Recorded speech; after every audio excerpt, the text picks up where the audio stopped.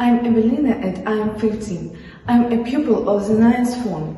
I live in Ukraine and I study at Ukrainian Gymnasium number 3 in Красилівська region. Today, I'd like to tell you about Ukrainian school children in European schools. Unfortunately, the war in our country began 2 years ago, so many people went abroad. Among them, there are very many children who left their native schools and continued their studying in European countries. Nowadays, Ukrainian pupils attend educational institutions in Poland, Germany, Switzerland, France, Czechia, Austria, Netherlands, Ireland, and many others. The largest number of Ukrainian school children study in our neighboring country, Poland. It is considered that this number is within the limits 400,000 to 600,000 children. Education of children aged 7-18 years in public schools is free. A child's lack of knowledge of Polish language is not an obstacle to admission to school. Children who don't know Polish are offered special preparatory classes where they study the state language 6 hours a week for 24 months. Students and their parents are also provided with psychological and pedagogical assistance in connection with migration experience. Educational systems of Ukraine and Poland are very different. In Poland, our children go to class 1 year smaller. They mainly choose integration classes or Polish classes where the teacher works with a special assistance. A rather big problem for Ukrainian high school students is maturing. It is only one final exam for which they usually prepare for 2-3 years. If a child joins to the 10th or 11th grade, it will be impossible for him/her to pass the exam if he/she doesn't have the appropriate training or knowledge of the language. Moscow and Prague, it is almost impossible to find a school for Ukrainian children.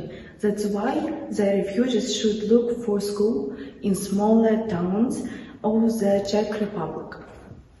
Primary school is usually chosen depending on the place of residence. Education in primary school is free and textbooks are also provided by the school.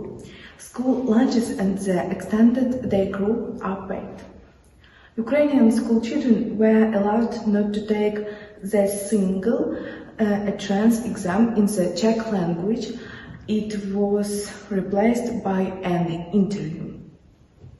The single entrance exam in mathematics can be conducted in Czech, Ukrainian or English according to the student's choice. In Germany, all children over the age of 6 to 18 years old are required to go to school. So, if you even study at university in Ukraine, in Germany you have go to school.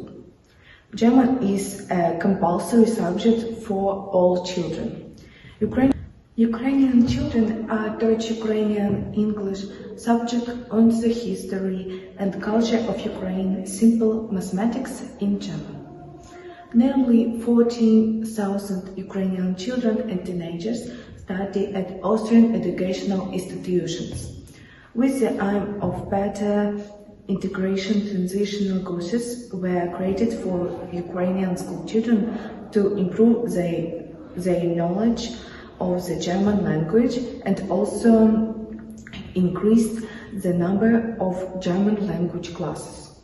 They should be attended by those children who don't have sufficient knowledge of language, of instruction, and therefore such children are classified as special students.